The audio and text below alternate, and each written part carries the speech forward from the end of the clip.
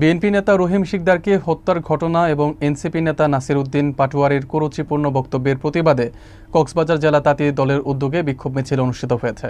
বিস্তারিত থাকছে আরাফাত শিকদারের প্রতিবেদনে।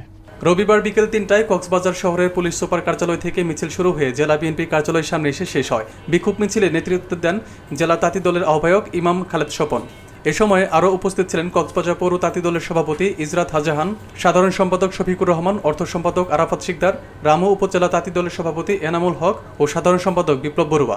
মিছিলে ছাত্রদল, যুবদল, স্বেচ্ছাসেবক দল সহ বিএনপির বিভিন্ন অঙ্গ ও সহযোগী সংগঠনের নেতাকর্মীরাও অংশগ্রহণ করেন। নেতারা অভিযোগ করেন, বিএনপির নেতাদের উপর চক্রান্তমূলক হামলা ও কটূক্তি চলমান। এসব অপচেষ্টার বিরুদ্ধে রাজপথে দুর্বার আন্দোলন গড়ে তোলা হবে। মেম্বার আমরা নির্বাচন দিব না, আপনারা যদি নির্বাচিত হন আপনারা বলেন উপজেলা ভাইস চেয়ারম্যান মহিলা নির্বাচিত দিবেন, আপনারা যদি ক্ষমতায় যান।